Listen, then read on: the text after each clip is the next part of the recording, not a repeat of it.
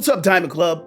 My name's D Flawless, and today we're talking Halo Infinite first impressions. So, I have some notes here. I have some thoughts here on the game.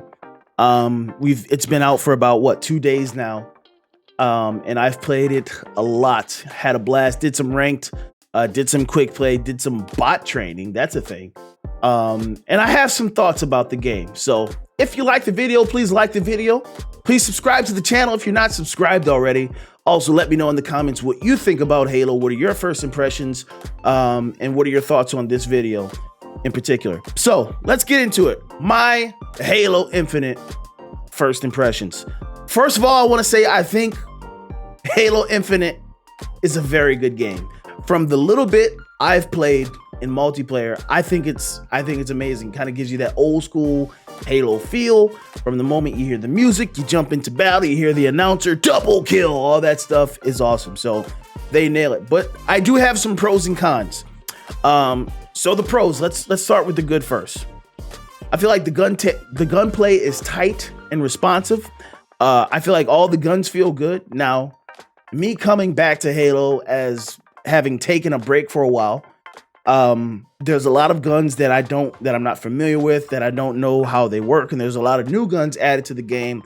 So those obviously don't feel great, but that's more so because I'm not familiar with it than a fault with the gun itself. I feel like the guns are working as intended, and when you do the thing that the gun is meant to do, the thing that the gun is meant to do feels good to do. All right. I feel like the maps are great. The maps are interesting, diverse. There's multiple lanes. You can get the upper hand on anybody and somebody can sneak up on you and vice versa. There's a lot of cat and mouse gameplay that you can play. So the maps are interesting and diverse. The game modes feel fun and fresh. Oddball is fun. I've never played Oddball before this. I don't know if it's always been a thing, but I really like Oddball.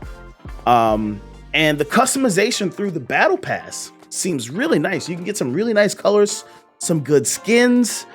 Even if the Battle Pass is a little grindy for my liking, but it never goes away. So there's the logic and thought process behind that. The cons.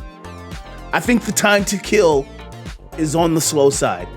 Coming from Destiny, where you can drop a Guardian really quickly, the time to kill takes some getting used to, and I think it's a touch on the slow side.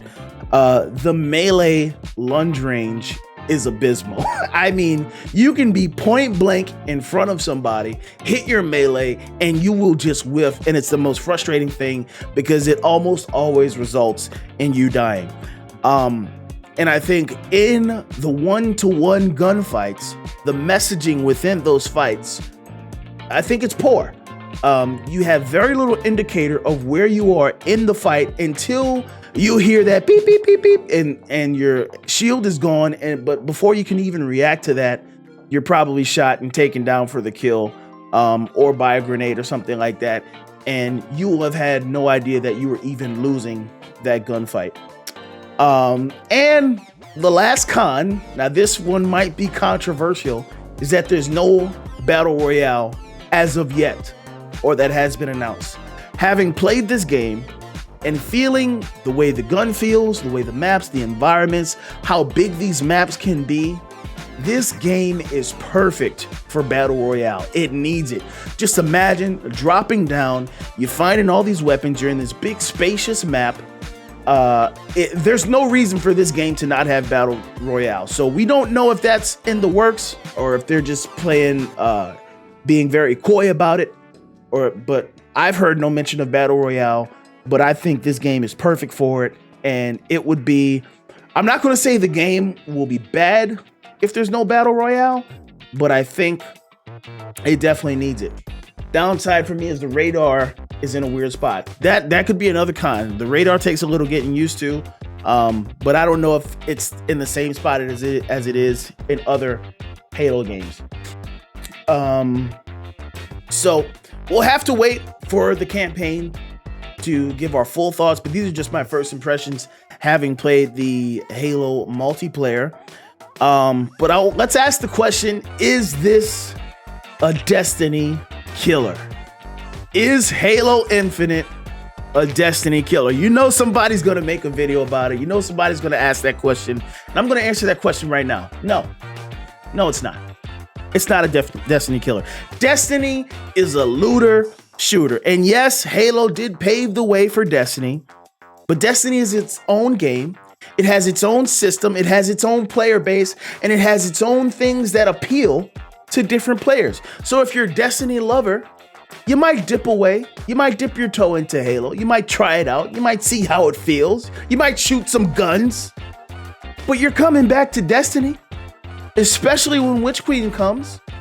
If you're a fully engaged, hardcore Destiny player, you're gonna try Halo. You may even play a lot of Halo. You may even split time between Halo and Destiny, but you're not leaving Destiny for Halo. You're not. It's not gonna happen. So no, it's not a Destiny killer. It's just a really, really, really good game that a lot of Destiny players might like. So there you go. Those are my first impressions.